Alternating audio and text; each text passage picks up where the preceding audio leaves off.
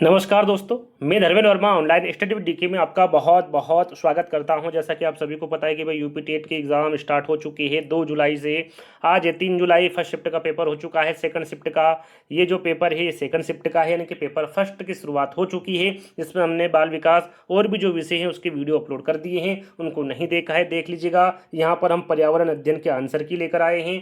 30 प्रश्न यहाँ पर आपको मिलने वाले हैं और इन 30 प्रश्नों में आपको कितने नंबर आ रहे हैं ये जरूर बताएगा। सामने अपना पेपर रख लीजिएगा। यहाँ पर देखिए जो आपका सेट है वो ABCD कोई सा भी हो सकता है। प्रश्न ऊपर नीचे हो सकते हैं लेकिन प्रश्न आपके यहीं रहेंगे। थोड़ा सा ऊपर नीचे देख लीजिएगा, मिलान कर लीजिएगा अंकों का। उसके बाद बताइएगा कि इन 30 प्रश्नों में से आपको कितने नंबर आ रहे हैं। तो ये आपको करना है, कमेंट्स के माध्यम से जवाब देना है। तो देखिए यहाँ पर शुरुआत करते हैं।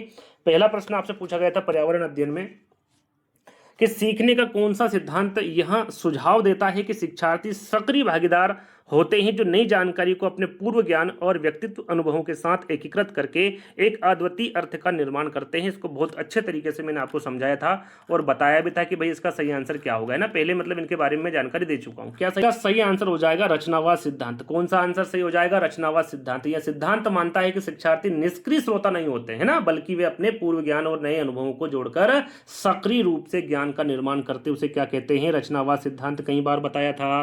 पहला वाला विकल्प आपका सही हो जाएगा। हल्का फुल्का समझाऊंगा अभी मैं आपको, है ना, जहां पर समझाना होगा।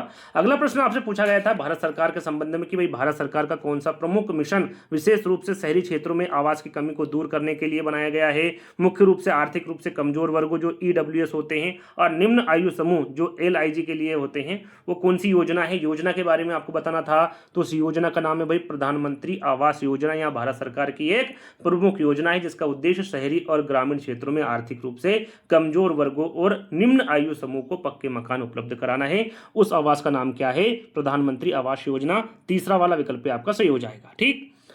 तीसरा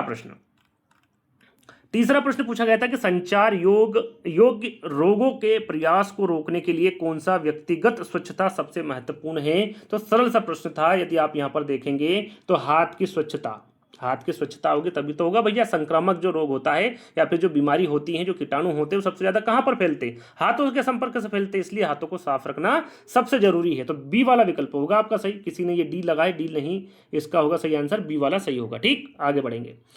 अगला प्रश्न है कि भारतीय शहरी स्थानीय निकायों के संदर्भ में प्रशासनिक और चुनावी उद्देश्यों के लिए नगर पालिका या फिर जो नगर परिषद होती है उनके वार्डों में विभाजित करने का प्राथमिक आधार क्या है? यहाँ पर देखिए प्राथमिक आधार पूछा गया है, तो सही आंसर क्या होगा आपका? विशिष्ट क्षेत्रों में स्थानीय जनसंख्या घनत्व। मतलब किसी भी शहर या नगर पालिकाओं को वार्डों में बांटना जो मुख्य आधार जनसंख्या होती है, ताकि हर वार्ड का प्रतिनिधित्व समान और न्यायपूर्ण हो सके, है ना। तो डी वाला विकल्प क्या हो जाएगा आपका? सही हो जाएगा। ज़्यादा नहीं समझाऊंगा, थोड़ा बहुत, ताकि आपको समझ में आए, क्योंकि कल भी आपका पेपर है।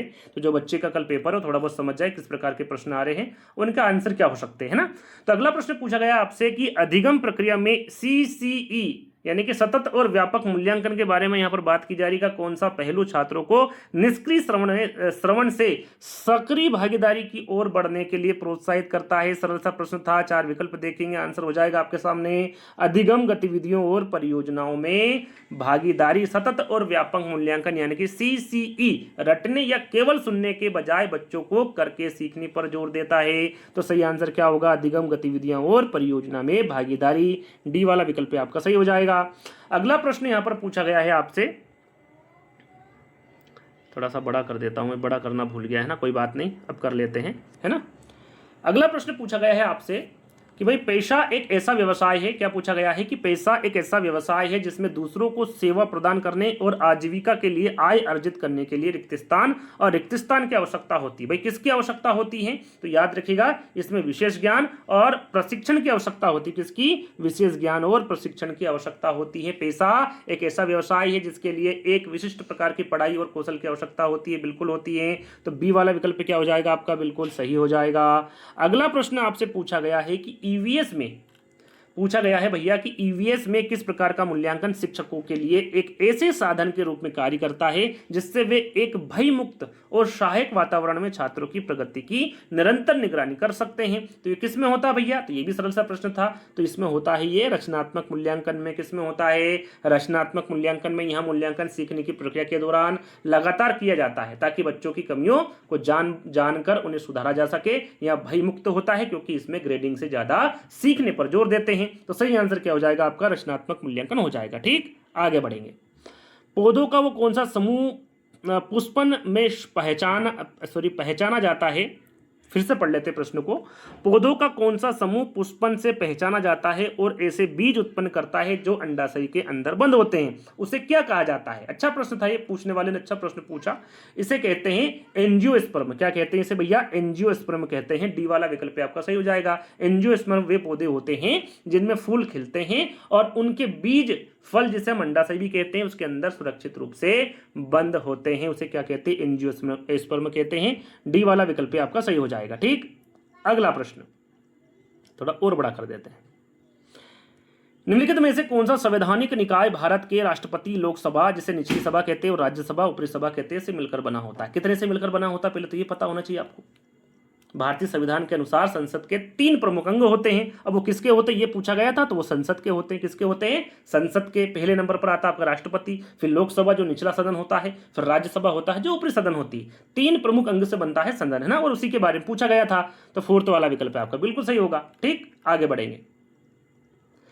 निम्नलिखित में से कौन सा विकल्प पर्यावरण अध्ययन? 4 विकल्प दिख नहीं रहे, छोटा कर लेते, कोई बात नहीं। ये लो 4 विकल्प आपको दिखने लगी। निम्नलिखित में से कौन सा विकल्प पर्यावरण अध्ययन के बहुविषयक दायरे को सबसे अच्छी तरह दर्शाता है जिसमें कई वैज्ञानिक और सामाजिक विषयों के एकीकरण की आवश्यकता होती है? तो यहां पर सही आंसर क्या हो जाएगा आपका? विज्ञान, नीति और अर्थशास्त्र के दृष्टिकोणों के माध्यम से जलवायु परिवर्तन का समाधान करना।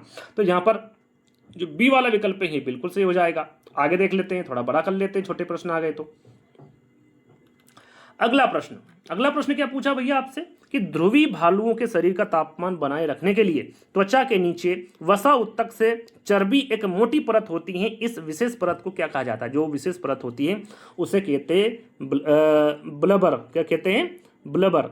और इसे हम हमारी साधारण भाषा में कंबल कह सकते हैं। इसे हम कंबल ओढ़ते हैं ना, ऐसे ही जो ध्रुवी भालू होते हैं इनके शरीर में के तापमान बनाए रखने के लिए त्वचा के नीचे वसा उत्तक में चर्बी बनी होती, मोटी चर्बी, जो अत्यधिक ठंड से बचाती है। या फिर कह सकते हैं कि ध्रुवी क्षेत्रों में रहने वाले जानवरों की त्वचा के नीचे वसा यानी कि चर्बी की एक बहुत मोटी परत होती है जो उनके शरीर की गर्मी को बाहर नहीं निकलने देती और उन्हें अत्यधिक ठंड से बचाती है। जैसे हम कम्बल ओढ़ लेते हैं ना, हमारी गर्मी अंदर ही रह जाती है, ठंड अंदर नहीं घुस पाती, तो उसी प्रकार से उसे क्या कहते हैं? ब्लबर कहते हैं। तो डी वाला विकल्प आपका सही हो जाएगा। ठीक, आगे बढ़ेंगे। भारत के संविधान के तहत किस प्रकार की आपात स्थिति की घोषणा तब की जा सकती है जब भारत या उसके किसी क्षेत्र की वित्तीय स्थिति या साख खतरे में हो? अब इसे क्या कहा जाता है भैया? 132 का सही आंसर क्या होगा? इसका हो जाएगा आपका वित्तीय आपातकाल। क्या हो जाएगा? वित्तीय आपातकाल हो जाएगा। भारतीय संविधान के अनुच्छेद तो यहाँ पर पूछा नहीं है, फिर भी मैं बता देता हूँ। अनुच्छेद 360 के तहत, कौन से भैया? 360 के तहत यदि राष्ट्रपति को लगता है कि किसी देश की अर्थव्यवस्था या साख खतरे में है तो वे वित्तीय आपातकाल लगा सकते हैं। कब लगाते हैं? 360 अनुच्छेद के अंतर्गत, है ना। तो बी वाला विकल्प आपका सही आ जाएगा। ये कौन सी होगी? वित्तीय आपातकाल होगी। ठीक, आगे बढ़ेंगे। हिंद महासागर क्षेत्र के बारे में यहां पर पूछा गया है भैया। हिंद महासागर क्षेत्र में कौन सा समुद्री मार्ग ओमान की खाड़ी से फारस की खाड़ी में प्रवेश द्वार बनाता है और अंततः इसे अरब सागर से जोड़ता है? उसे क्या कहते हैं भैया? तो उसे हॉर्मुज कहते हैं। हॉर्मुज जल डमरू मध्य कहते हैं। क्या बोलते हैं? हॉर्मुज जल डमरू मध्य कहते हैं। यानी कि यहाँ मध्य पूर्व में एक बेहद महत्वपूर्ण समुद्री रास्ता है जो फारस की खाड़ी को ओमान की खाड़ी और अरब सागर से जोड़ता है। उसे क्या कहते हैं? हॉर्मुज जल डमरू मध्य कहते हैं। यानी कि डी वाला विकल्प आपका सही हो जाएगा। ठीक, आगे बढ़ेंगे। अगला प्रश्न आपसे पूछा गया था यहाँ पर कि जिर्मोस्पर्म शब्द ग्रीक शब्दों से लिया गया है जिसका अर्थ है नग्न बीज, है ना। उनके बीज की कौन सी विशेषता इस नाम को सही ठहराती? कौन से नाम को सही ठहराती भैया? तो इसका सही आंसर होगा वे अंडाशयी वे अंडाशय या फल द्वारा संरक्षित नहीं होते हैं। मतलब जो जिम्नोस्पर्म होते हैं उनका अर्थ होता है नग्न बीज। इसके बीज किसी फल के अंदर बंद होने के बजाय बाहर खुले होते हैं। कैसे होते हैं? बाहर खुले होते हैं। उसे कहते हैं वे अंडाशय या फल द्वारा संरक्षित नहीं होते हैं। बी वाला विकल्प कहते हैं, उसे क्या कहा जाता है? जिम्नोस्पर्म कहा जाता है। ठीक, तो यहां पर बी वाला विकल्प आपका सही हो जाएगा। आगे देखते हैं। अगला प्रश्न पूछा गया है कि भैया किसी मानवीय गतिविधि को वैश्विक भूजल स्तर में कमी का प्रमुख कारण माना जाता है क्योंकि इसे बनाए रखने के लिए भारी मात्रा में पानी की आवश्यकता होती है। अब ये 4 विकल्प हैं, क्या सही आंसर होगा भैया? इसका सही आंसर होगा, अरे यार, इसका सही आंसर होगा बड़े पैमाने पर कृषि सिंचाई का प्रबंधन करना। मतलब दुनिया भर में भूजल यानी कि जमीन के नीचे का जो पानी होता है उसके स्तर में तेजी से गिरावट का सबसे बड़ा कारण खेती के लिए पंपों के जरिए निकाला जाने वाला पानी है। और यहाँ पर सही आंसर प्रश्न में यही पूछा गया है, क्योंकि इसे बनाए रखने के लिए भारी मात्रा में पानी की आवश्यकता होती है। तो बड़े पैमाने पर कृषि सिंचाई का प्रबंधन करना, बी वाला विकल्प आपका सही हो जाएगा। अगला प्रश्न, किसी पदार्थ की किसी जीवित प्राणी को किसी भी प्रकार की हानि या चोट पहुंचाने की क्षमता को किस शब्द से संदर्भित किया जा सकता है? तो इसे विषाक्तता, किससे भैया?